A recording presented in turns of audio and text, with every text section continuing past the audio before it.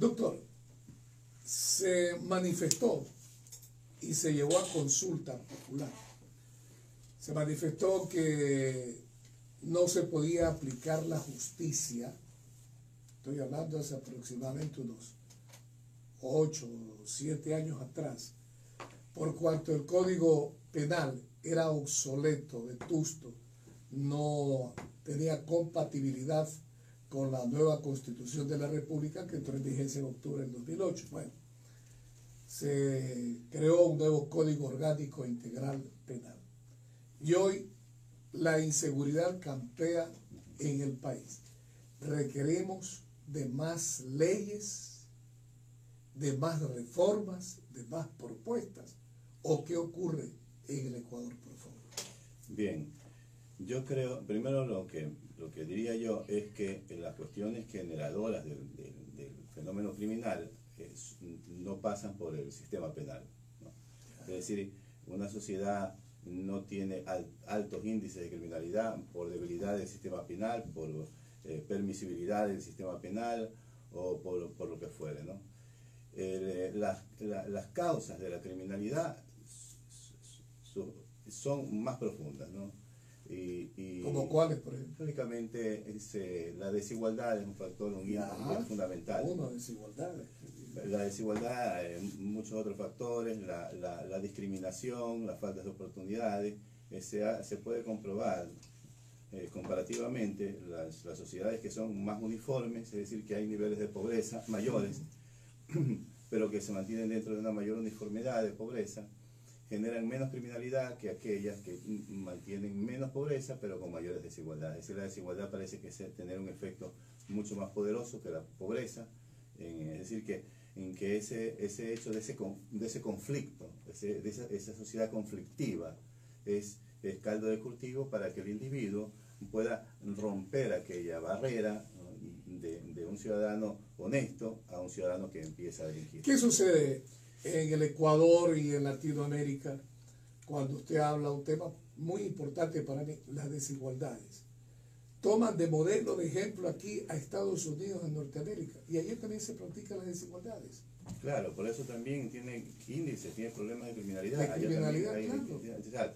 Pero yo quería decir que esto de las reformas, porque tampoco hay que irse a los extremos, no hay que buscar un justo centro. Hay una corriente que tiene mucha fuerza entre los juristas, en que es una corriente que está a la cabeza de un argentino que se llama Zaffaroni, y con las cuales yo tengo mis recelos, ¿no? Pero es muy generalizada esto de entrada.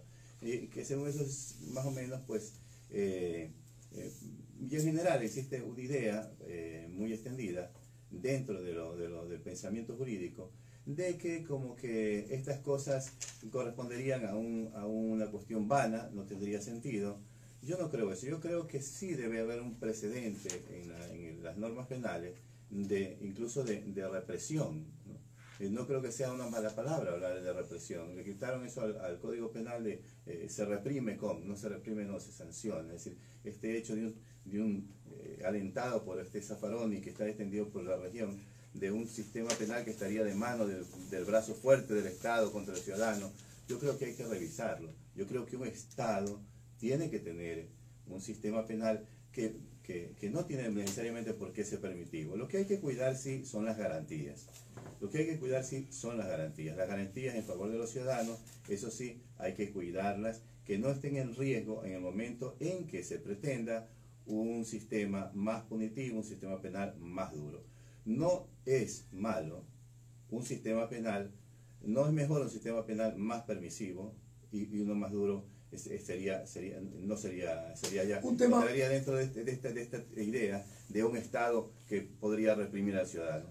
No. Un tema muy delicado, observando, evaluando, ahora que está de moda, a quienes ostentan la dignidad de legisladores, que son los que hacen leyes, también no afectado para que cada momento se esté planteando reformas y cambios a las leyes. Es que el derecho tiene que ir cambiando, necesariamente el derecho está cambiando, y también los tiempos cambian a mucha velocidad, y entonces el derecho de pronto también tiene que ir cambiando conforme al tiempo. Yo lo que más me preocuparía son las verdaderas intenciones que impulsarían estas cuestiones. Yo creo que hay por ejemplo, hay un riesgo de populismo penal, de querer... Populismo penal. Sí, de querer satisfacer. ¿A quieren penas más duras? Pues toma penas más duras. No es que la pena más dura esté mal, sino que puede obedecer a un populismo, ¿no? Vamos a Esto me afecta políticamente, entonces no las aplico, ¿no? No voto. No. Claro, estamos en un sistema democrático, electoral, etcétera. Entonces, naturalmente... Mire, ahorita, por ejemplo... Una cosa es separar el la sistema cuestión política del voto del mandante por eso le y de digo. quienes son sus tribunos, quienes hoy, precisamente en estos días, están lidiando temas de gran trascendencia, tan álgidos para una sociedad en su conjunto. Claro, naturalmente hay que huir de los fundamentalismos democráticos. Bueno, lógicamente que puede ser el tema de la democracia. Mire, en esta reforma que se está debatiendo en la Asamblea Nacional, ¿no? El Código Orgánico Integral Penal, lo han dividido el tema del aborto, el tema también de la medicina para permitir el uso de la marihuana, el cannabis, por ejemplo, doctor. No pueden encontrar una mayoría de votos. Si usted puede hacer la mejor propuesta, pero si no tiene la mayoría de votos en la función legislativa, no pasa. Claro. Esto, por ejemplo, esto de aquí obedece a lo del tema del aborto, lo que se llama la agenda progre, que está alentada desde fuera, que hay unos intereses detrás de parte y parte. Y que es una parte... Quienes defienden la pro vida y quienes están a favor de... Los legisladores no están tan libres, no somos un pueblo soberano que hagamos nuestras normas conforme... hay también mucha manipulación en todos estos temas. Y entonces... Pero es político, más no económico, quizás es el tema.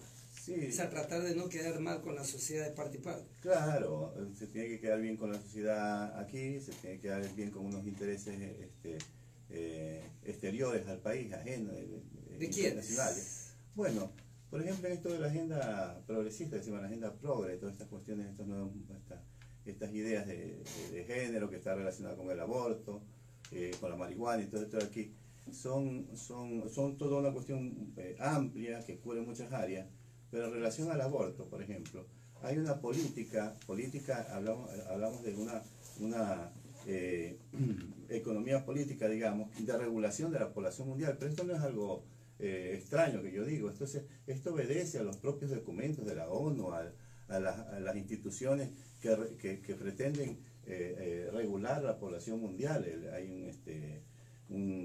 una institución de la ONU, pues, de fondo de la población, para la población mundial, una cuestión así, que lógicamente hay documentos en este sentido en que se pretende los cambios de roles de género, por ejemplo, que son una cuestión que parecen de feministas locas que están por ahí. No, están en documentos, está por la ONU. Doctor Lenin. Sí. Cuando cita esto, yo lo puse con puntualidad. Hoy en la mañana también lo lidiamos con uno de nuestros invitados.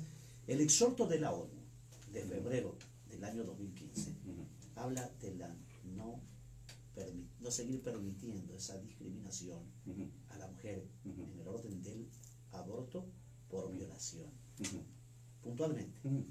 Exhorta para que las legislaciones de quienes son signatarios adecúen, trabajen, den en el orden de sus leyes y constitución y leyes el mismo trato. Correcto. No son imposiciones.